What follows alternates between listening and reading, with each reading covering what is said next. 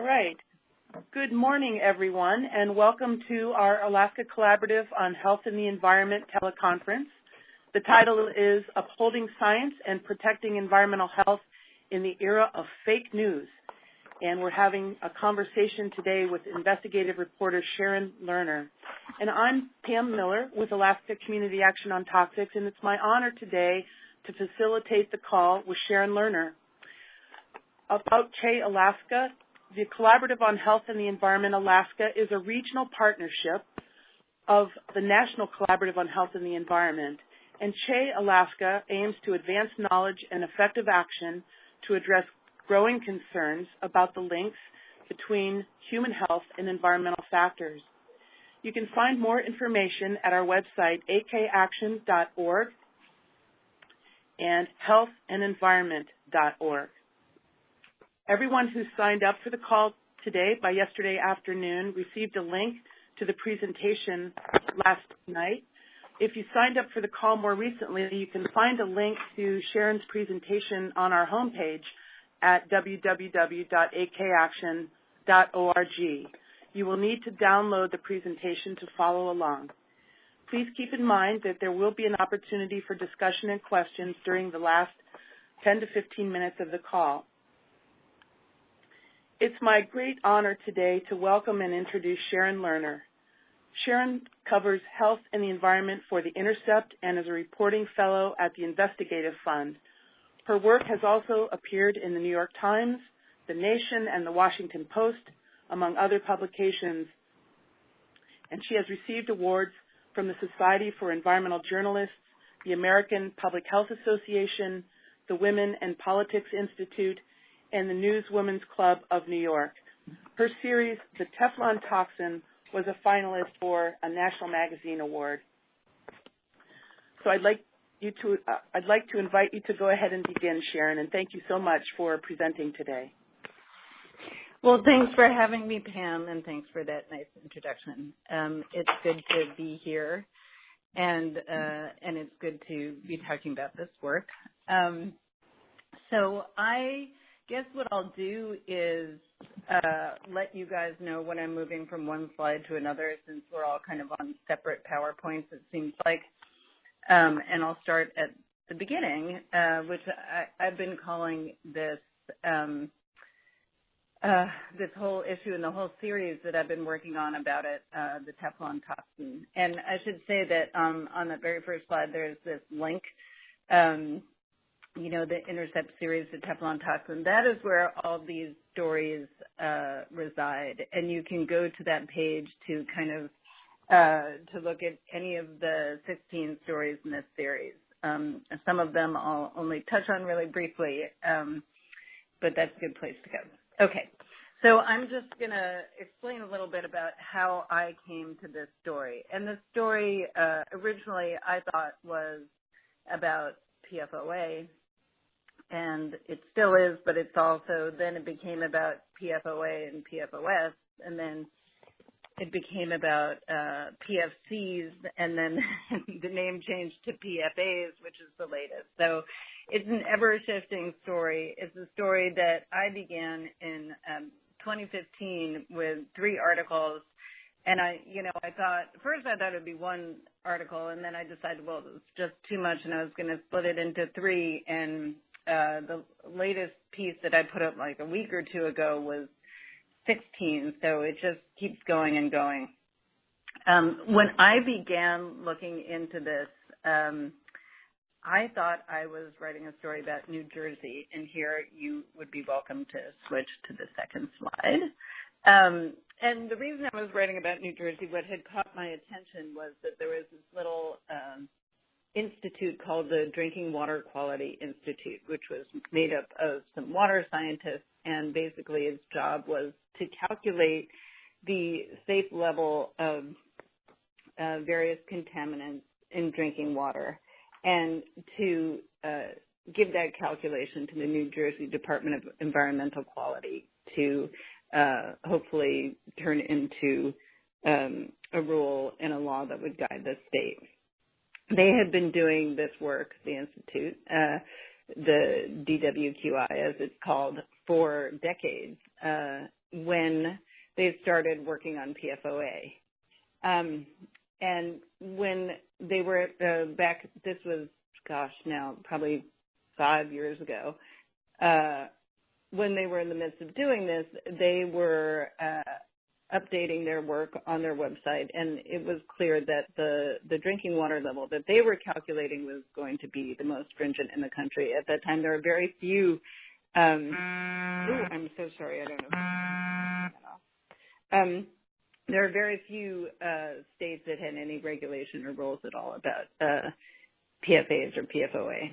And but before that process was complete, while they were in the process, the work of the DWQI, all its work, its meetings were suspended. And that caught my attention because it seemed to me, after interviewing several folks who worked for the DWQI, that this suspension might have to do with their work on this chemical PFOA. PFOA, now you can switch to the next slide, which is just basically, it shows you the molecule. It is a very strong chemical. It is very almost indestructible. And it had been used as a wetting agent or a surfactant in the manufacture of Teflon. And it had been produced for decades by 3M and later DuPont, which it also bought PFOA from 3M. In any case, DuPont had a very long history with this chemical and a lot of interest in this chemical, and DuPont attorneys began showing up to the New Jersey Drinking Water Quality Institute meetings and expressed a lot of interest in the chemical, and soon this DWQI was no longer meeting. And I thought, wow, that is interesting, and as I began to speak to people who worked at the New Jersey DEQ and on the DWQI, it became clear to me that they believed that the interest, that the reason that the meetings were suspended was because of DuPont pressure on the state of New Jersey to suspend its work limiting this chemical. So, and now you can go on. Here on the next slide is a picture of the plant where the chemical was made in a factory called Chambers Works, which has been spun off to DuPont's successor, Chemours.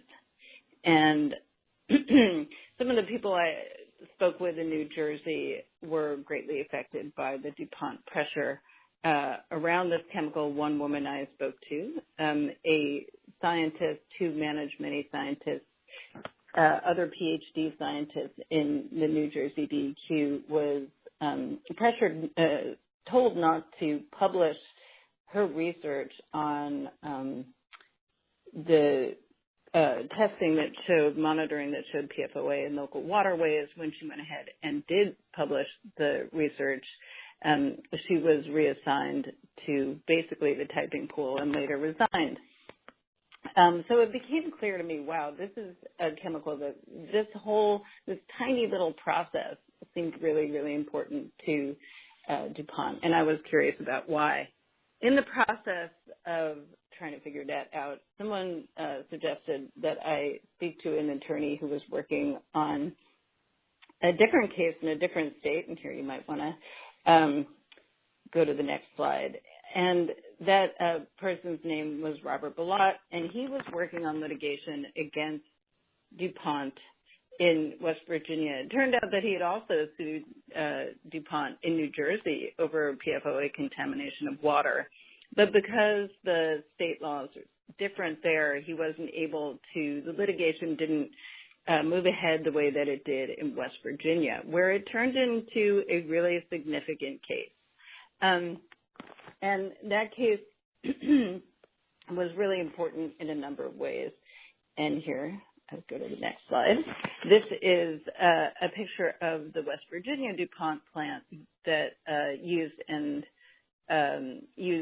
made Teflon and used PFOA to do it. And around this DuPont plant, PFOA wound up seeping into the waterways and eventually contaminated the drinking water of tens of thousands of people in 6 water districts in West Virginia and Ohio.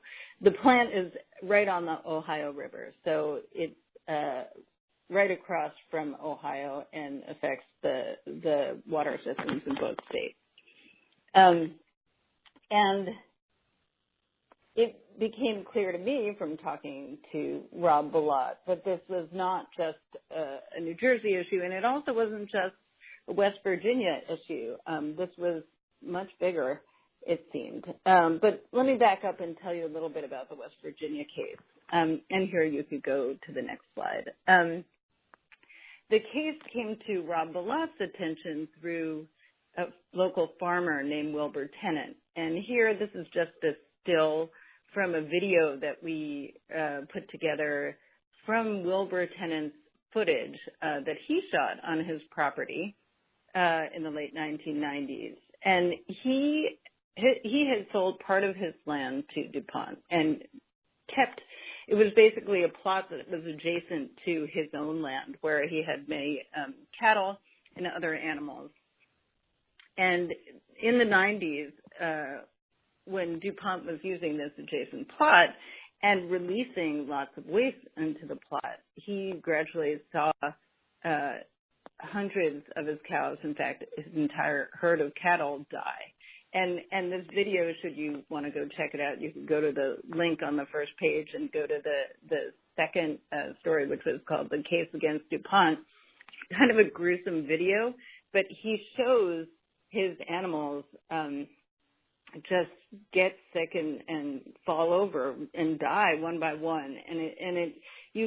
What I find very moving about this video and what's, worth watching the awfulness of these animals dying is to hear his mounting outrage. And that outrage, at his, being poisoned, and he too actually wound up dying at a fairly early age of cancer.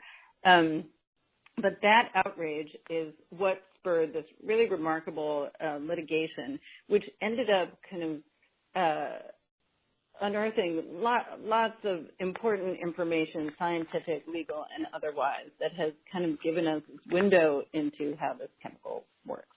So some of the things that came out through this litigation. So basically, Rob Bilott takes on this farmer's case, and he can't figure out what's in the water. And it's only about after a year that he stumbles on a document that makes him realize that it might be this chemical PFOA. And he ends up asking for to do discovery and asking for all the information that DuPont has about PFOA, and he was given it. And there are more than 1 million documents in this case, but so it's hard to summarize all of it, but there is so much important information in there. And essentially what he discovered there was that the chemical was toxic, and that DuPont scientists had done much research on it over the years and had documented its toxicity. They knew that it accumulated in people's bodies, and they knew that it had escaped the plant and had gotten into the water that folks locally were drinking. There are many other things in here. You might want to just go to the next slide. This is just one little crazy nugget, that it was also dumped into the ocean. It was also buried in barrels on the banks of the river. But really, it was through air emissions and direct disposal into the Ohio River that it got into the water supply and the groundwater in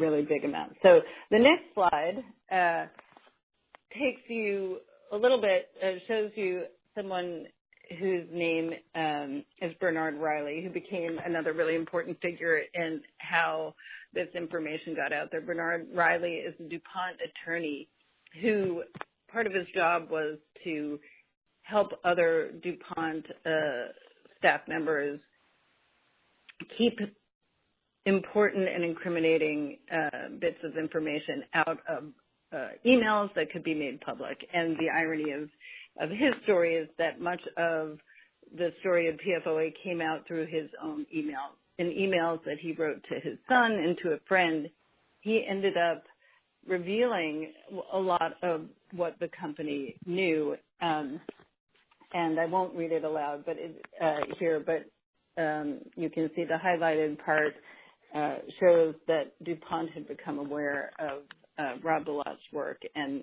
they were actively trying to dodge him and stymie him, and it turned into a really crazy legal battle. Another amazing part of this story, though, is the science and what came out of it. So in 2005, late 2005, I believe, this litigation that began with a farmer and ended up becoming a class action suit that incorporated people who had been exposed in Ohio and West Virginia, they got a settlement. And while most settlements are, pocketed and that's the end of it, in this case, they used some of the money from the settlement to fund a community health study that looked at the levels of the chemical in people's blood who had been exposed and their health issues. And it also, this money funded a panel of epidemiologists who took this information and also looked at the medical literature and were able to, after many years, come up with a list of probably linked conditions.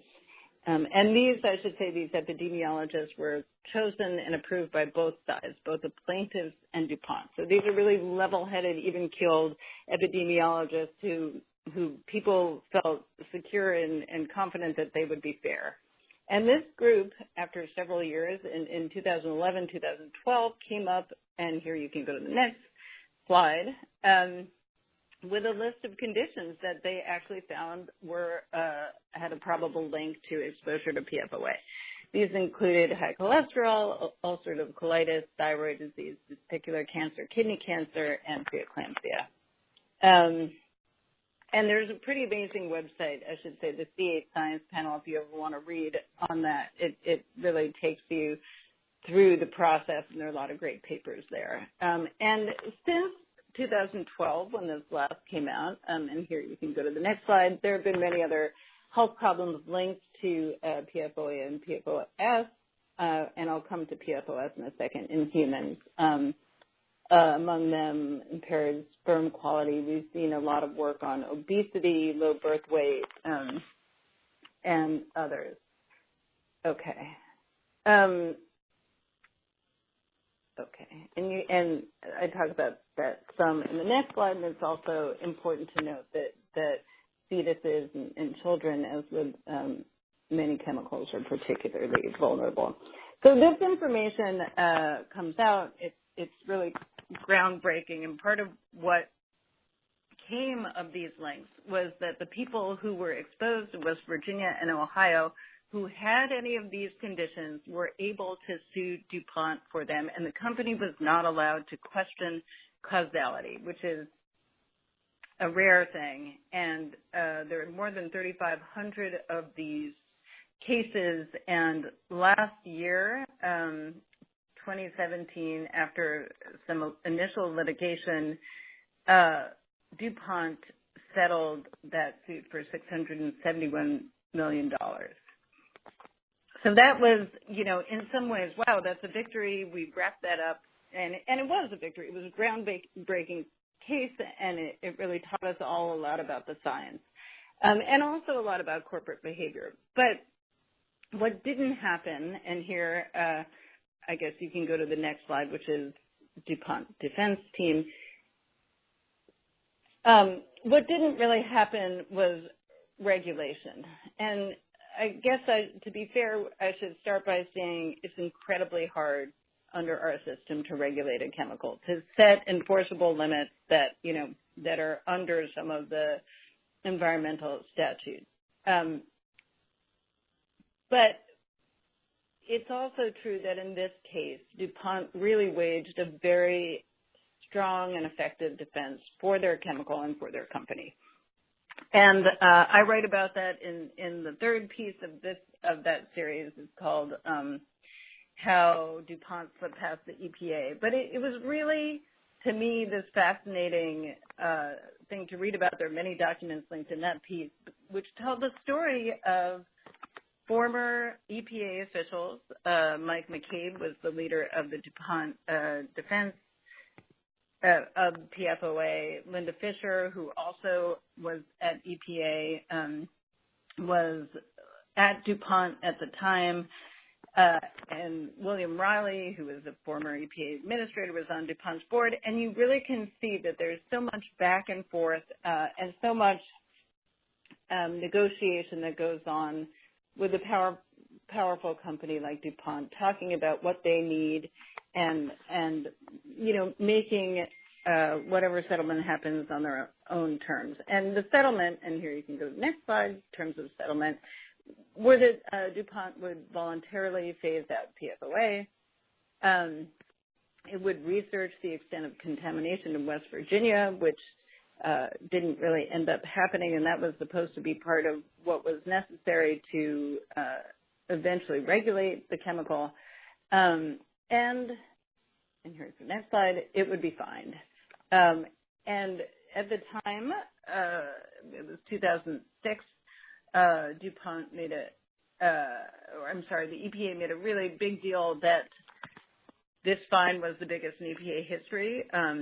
DuPont was charged $16.5 million for withholding information and other problems. But it was, as you can see from this slide, it was really just a fraction of what it could have been, and a very small fraction of DuPont sales. In fact, it was less than what the division sales in a single day. So the problem doesn't end there, unfortunately. And again, I said in the beginning, this was about PFOA, and then I mentioned the other chemical, PFOS, which is a closely related chemical, also made up of a chain of carbons bound to fluorine atoms. These are really, really strong bonds. And it's also, like PFOA, virtually indestructible. It lasts in the environment pretty much indefinitely. Very, very hard to get rid of, and it also persists in the human body. So when you drink it, or it's going to be in your system for years, and that's assuming, and if you're continually exposed, then you basically always have some level. It became clear that this was not just a problem of West Virginia. This was not just a problem of New Jersey. This was a bigger problem. And I would suggest the next slide, which is shows a sampling of global PFC contamination. When I started writing about this in 2015, this might have been 2016, but there was already quite a bit of research showing that PFOA and PFOS, at least, were in humans' blood pretty much on every continent. They were in animals. They had been found in water. They were produced in many places, and they were in wildlife, in the Arctic, oceans, rivers, every continent.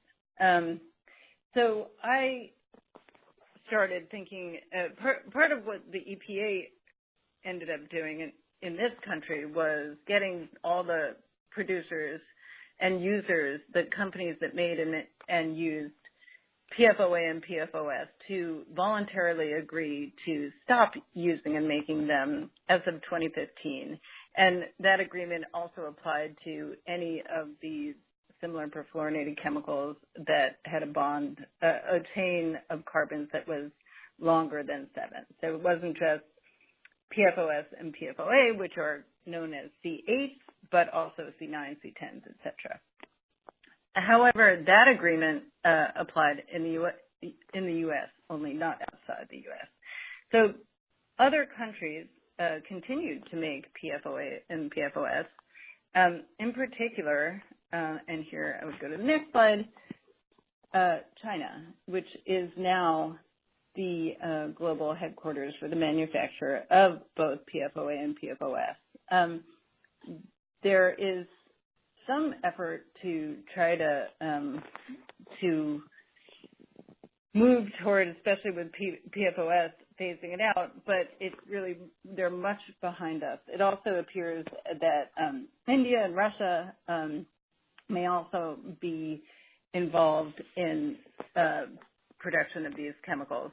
But China in particular, and here the next slide is useful, it really became the place that took over from what we had stopped doing. So this slide shows a historical, and there's a historical production of, there's a typo there, it's PFOS on one, and then you can see that in 2001, as production really cuts off here, it really rises in China.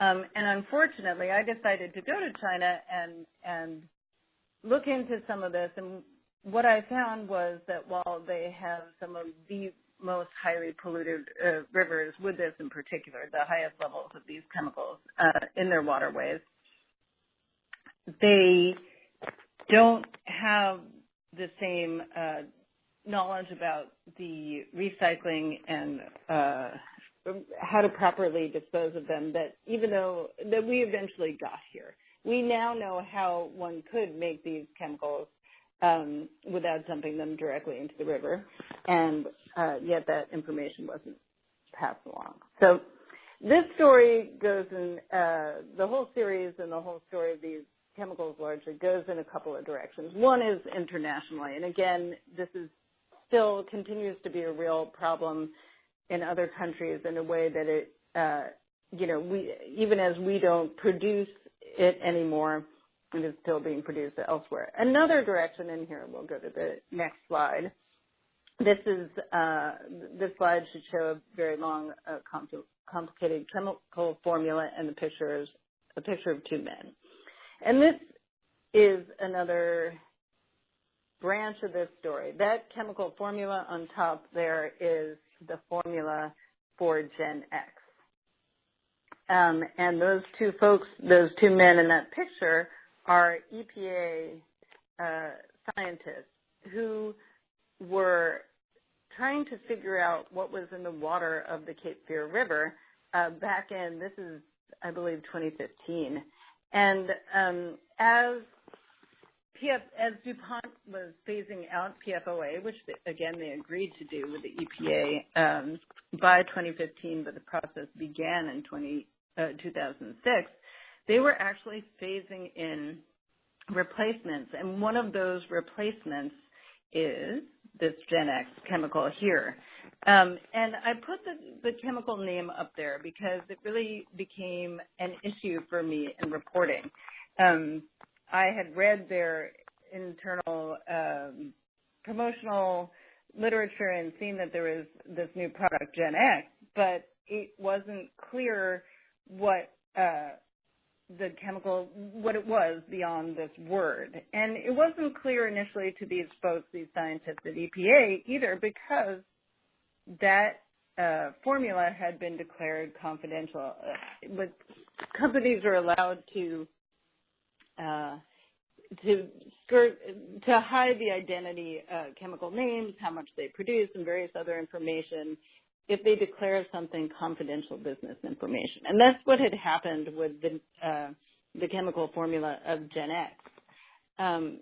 It turns out that actually it was eventually declassified, which is, first it was confidential, and then it wasn't. But there was no announcement of this shift, so it was very, very hard to figure out what was in it. And the only way I stumbled on it, well, I didn't stumble on it, I was told it by a scientist who was in Austria at the time, who had basically found out that they had released or made this information no longer classified, and he ended up, or confidential, and he shared it with me. And with that information, I was able to get what's called a CAS number, which is the identifying number that allows you to search, well, allowed me to search the EPA website to see if there had been any reports on this chemical. And here it might be easier for me to just take you to the next slide, which says GenX and C8. But basically using that number and searching the database on the EPA website where companies that find substantial risks in their products are required to share the information with the EPA. And the EPA records it, and that information is searchable in a database. Basically, I used the number, went to the EPA database, and in doing so found that this replacement for PFOA, this new GenX, actually had very much the same profile as PFOA in terms of the health problems it was associated with. And this was based on studies, again, that DuPont had done itself and submitted to the EPA. And the EPA basically just filed them away. But when you looked at them, as I did, and I ended up sharing them with a number of toxicologists to get their sense of what they said. But basically, it looked that GenX, very much like PFOA, was associated in lab animals with reproductive problems, cancer, altered immune response, change in the size of liver and kidneys, and cholesterol changes. And when I showed the studies to this toxicologist who used to work at EPA, she said it's the same constellation of effects you see with PFOA. So this is one of these classic regrettable substitution, which we see a lot of. And GenX, since that story came out, the story, finding these studies on the EPA website, unfortunately, it's become clear that GenX is in the drinking water of the Cape Fear River in North Carolina, which is the drinking water source for more than 200,000 people. It's also been found in the groundwater in West Virginia, and I believe DuPont is going to be doing some testing in drinking water down there.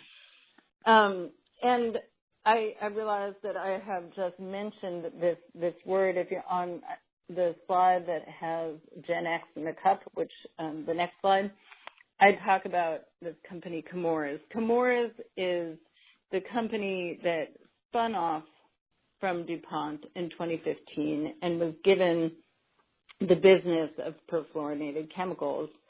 And so now Chemours is named as one of the, it's a defendant in some of the litigation over this, and it's also responsible for some of the cleanups. So another branch this whole crazy story has taken has been for me to follow the use of these chemicals, particularly PFOS, but many others, including PFOA, in the use of firefighting foam. So while they were used for non-stick products like Teflon and stain-resistant products like Portex, they also have been really effective in as surfactants or again, wetting agents in firefighting foam. And that firefighting foam has been very widely used since the 1960s, particularly by the military. And in fact, the Navy, which developed this foam with 3M in the 1960s, has required that the firefighting foam used by the entire military contains these fluorinated surfactants. And unfortunately, for many years, the foam was used not just to put out fires, but also for training many thousands of military personnel in how to put out fires. So they would light planes on fire, spray them liberally on the fire, and they would seep into the ground. And now, decades later, we are finding that at hundreds of places around the country, the chemicals are in the ground and in the water.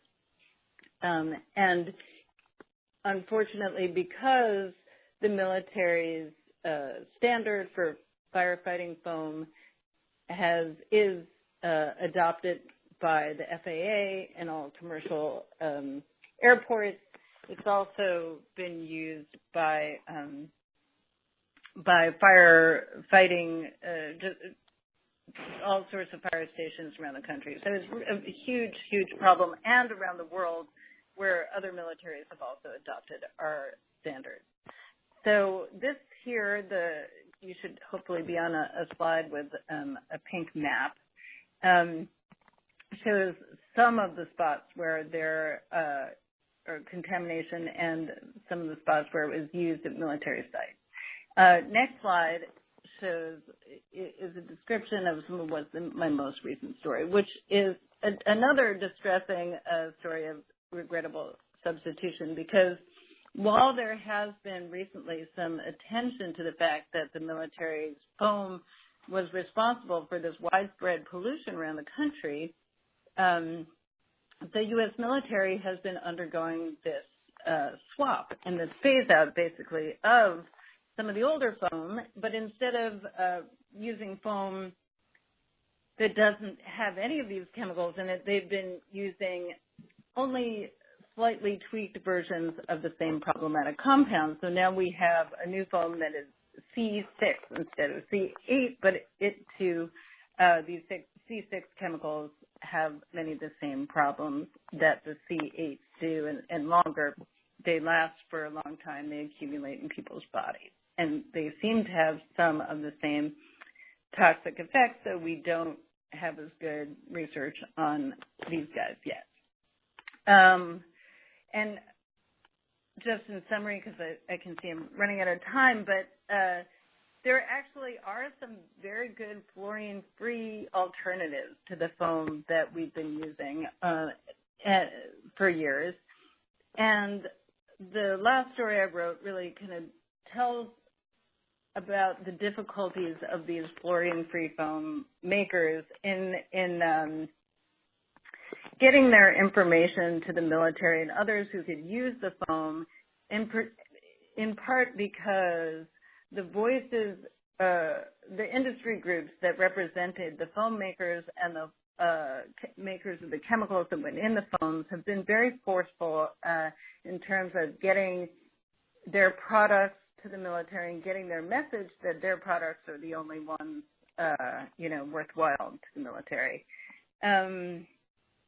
So in the wake of this, we're looking at a very expensive cleanup around the country. We're looking at not just, again, PFOA and PFOS, but it turns out there are, at least in firefighting foam, really hundreds of these chemicals on the market. There are thousands of them.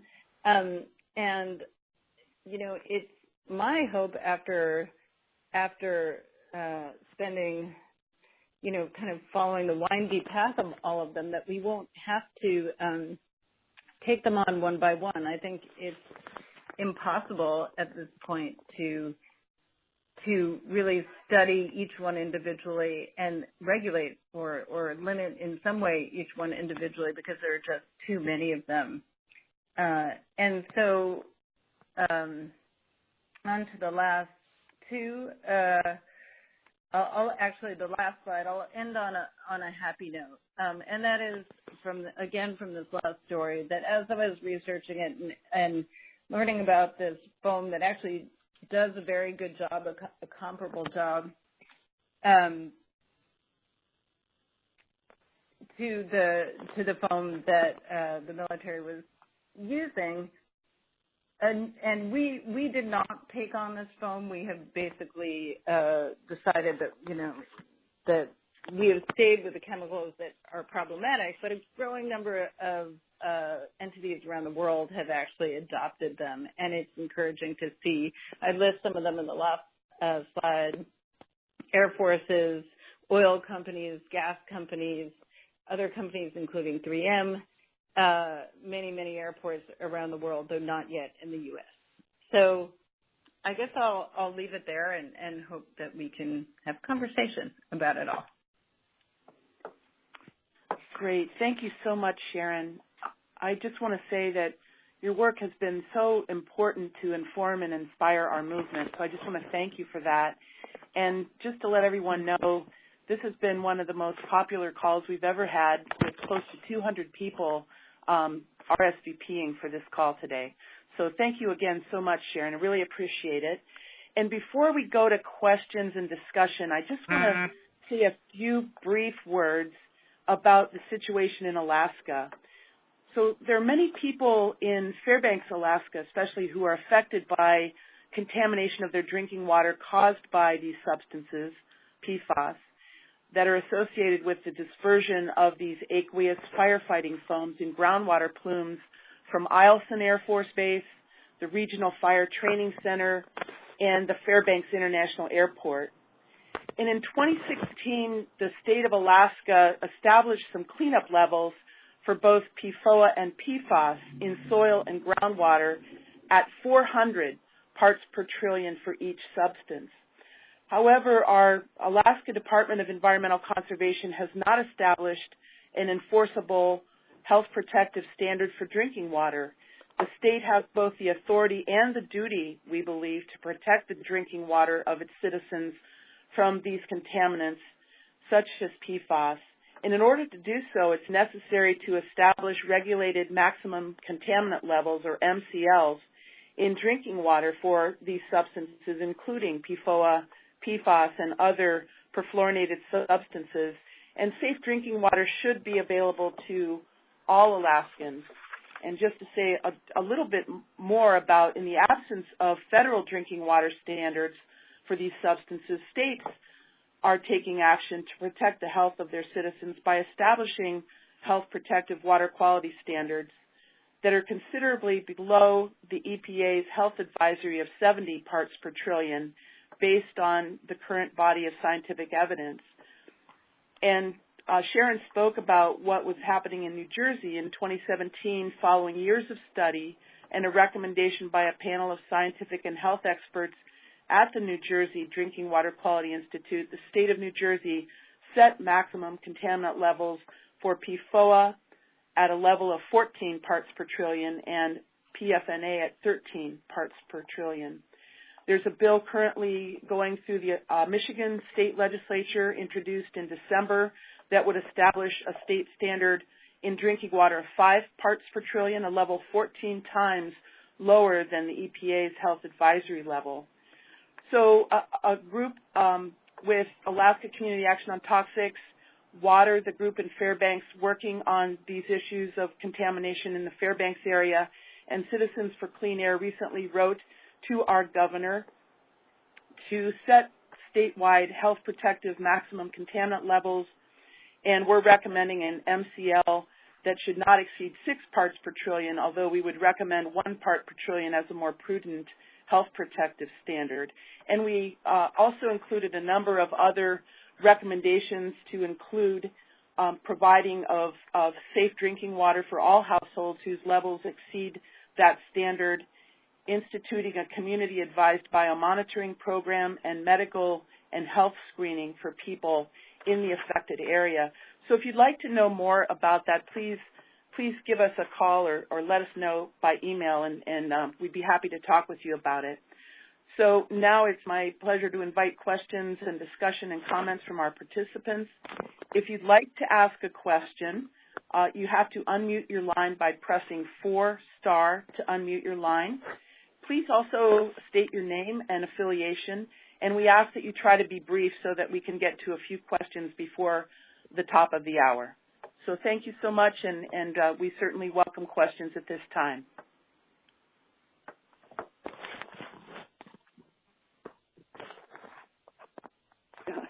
Hello, this is Fran Solomon from Western Washington University. Thank you for your excellent presentation. Many persistent bioaccumulative toxics are found at highest levels in the Inuit. So have there been any studies on PFOA or PFAS levels in the Inuit? And if so, are they higher than in people elsewhere? Pam, do you want to take that? Well, Fran, thanks for your question. Yes, there have been a number of studies showing elevated levels not only of PFOA but other perfluorinated substances in Arctic indigenous peoples. And in fact, we've done a community-based study on St. Lawrence Island that shows elevated levels in blood serum and traditional foods of people living on St. Lawrence Island. And I'd be glad to provide that study. And also the Arctic Monitoring and Assessment Program is a good source of information about levels of contaminants in the environment and in people of the Arctic. Good. Thank you. Hi, this is Dan Bross. I'm a reporter with KUAC Public Radio in Fairbanks. And Sharon, I just had a question for you. What would be your recommendations to the public in terms of steps to take to move through this issue in a way that would be most effective given your experience in other parts of the country? When you say people, do you mean residents who find it in their water, or do you mean lawmakers? Yes, the general public, people who are in these affected areas in our community. Well, so one thing I would say is, for people, unfortunately, I think part of what I've come to realize is that you need to ask the questions.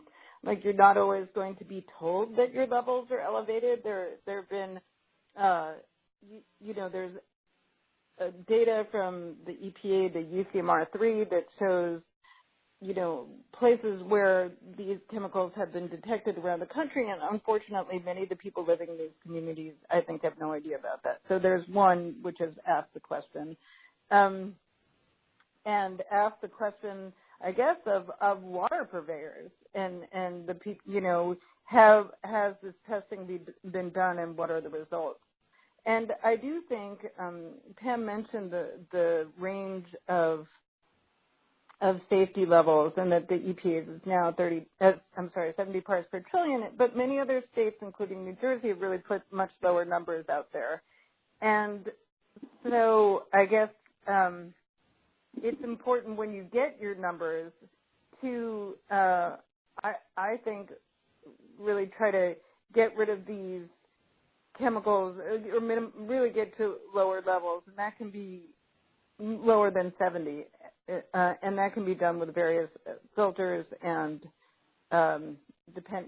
various systems. But I think it's really important. I think it makes sense to shoot for numbers lower than 70, personally.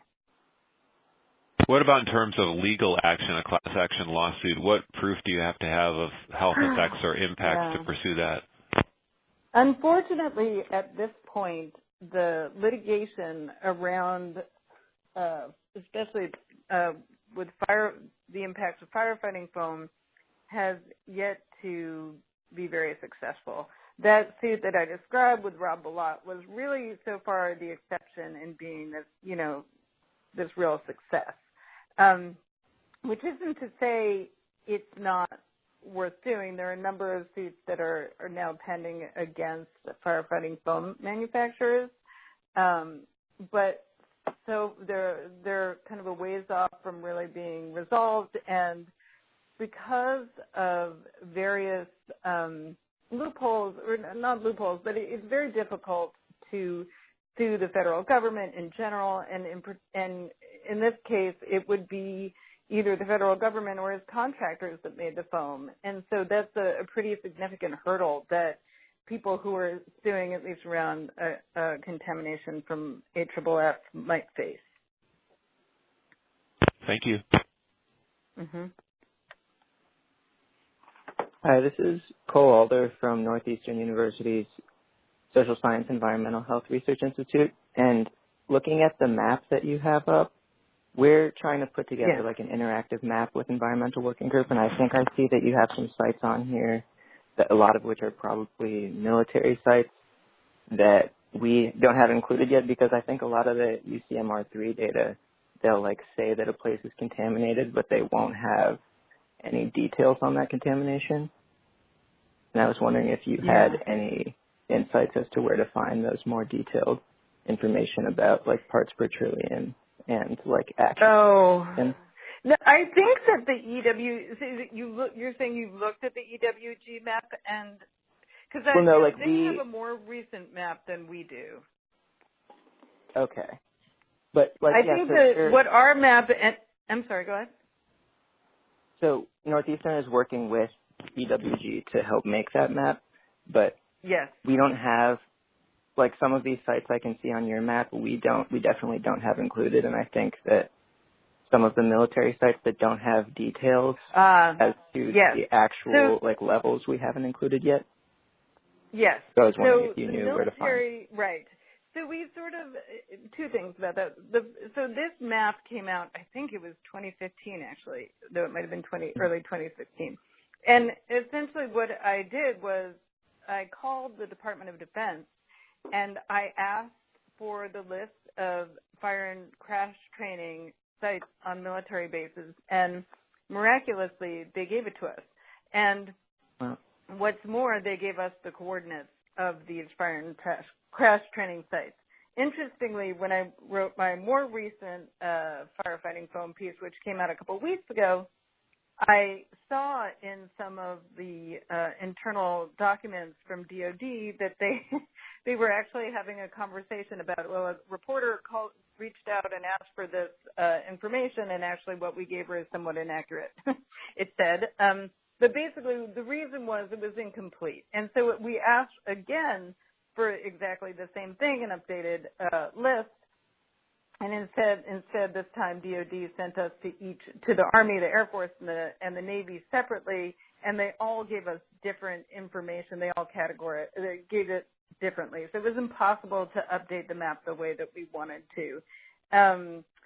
I do have some updated numbers, though, in the most recent piece in terms of how many sites are how many sites have, where they've found water contamination.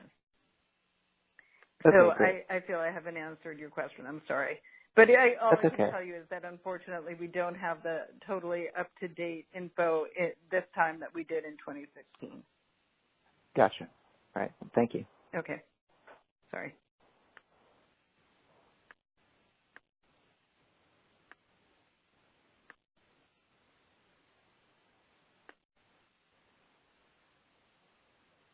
We have minutes for a couple of additional questions. Anybody out there that would like to ask Sharon a question? This is Mary Gant with Green Science Policy. I was shopping at the Ferry Building in San Francisco, and the kitchen store there was advertising with a big display right in the very front as you walked in, a new non-toxic, non-stick finish that they called ceramic. And then I just picked up my mail, and there was a brochure from Bed Bath and Beyond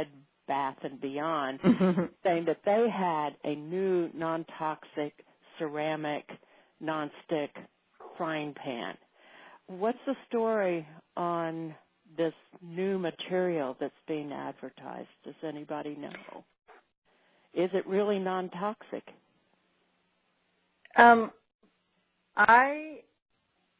I don't know about this ceramic, and I assume they mean ceramic being a brand name, I think. I don't know about that, and because I'm sorry I haven't looked into it, but all I can tell you is that all the, perfluorinated compounds of any length, 2, 4, 6, whatever, are considered problematic.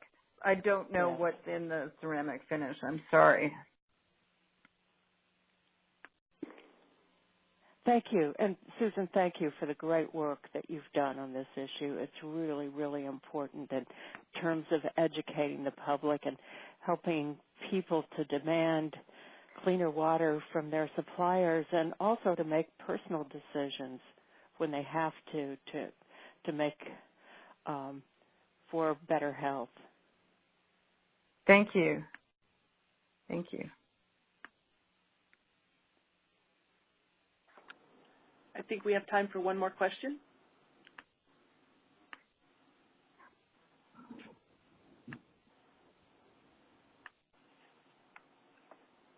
Hi, it's Cole again. I guess I'll ask another question if nobody else wants to.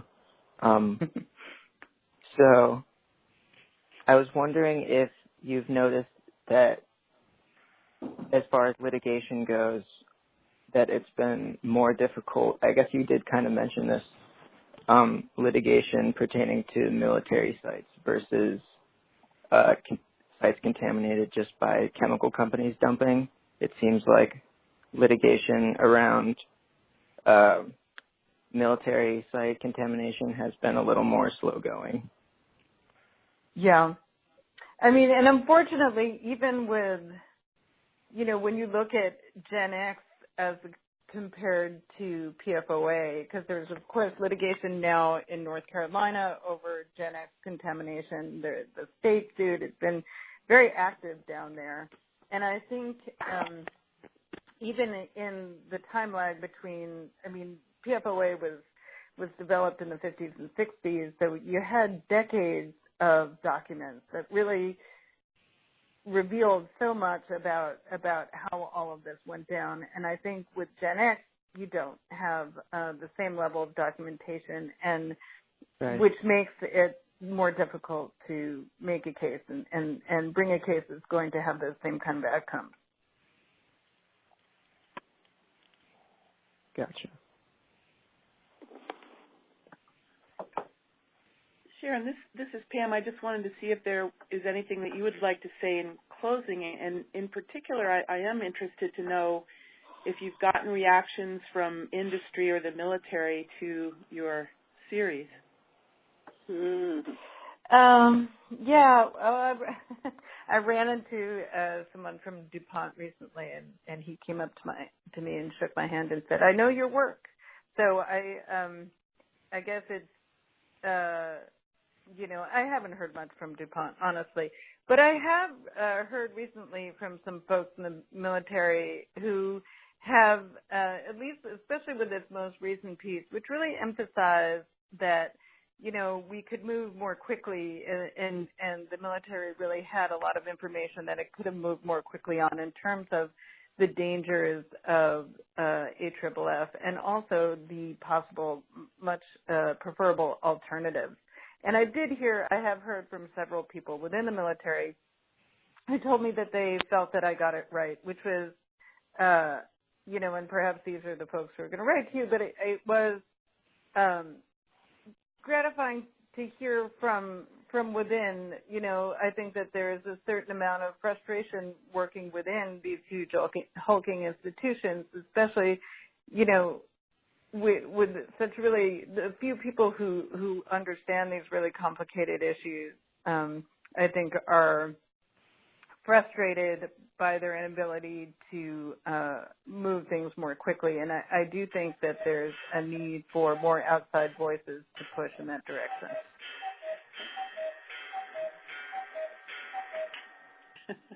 Somebody has a cuckoo clock.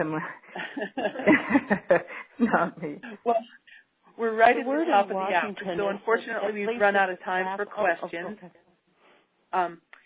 So I, again, want to thank Sharon so much for your excellent presentation, and to all of you for participating today. We were really pleased with the response. And just to let you know that our next Che Alaska call will be on Wednesday, March 28th. We will be discussing historical intergenerational trauma with Indigenous experts Lisa Ilana and Elder Kathy Sanchez. And finally, I have to ask, so I hope you'll consider making a contribution to Alaska Community Action on Toxics in support of our monthly Che calls.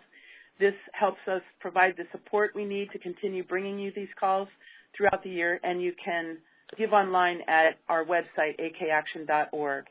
And then if you have any additional questions or comments that you weren't able to get in, please feel free to contact us. The phone number here is area code 907-222-7714, and you can contact us by email. My email is Pamela, P-A-M-E-L-A, @akaction.org. Thanks again to everyone, and have a great day. Thank you. Thank you.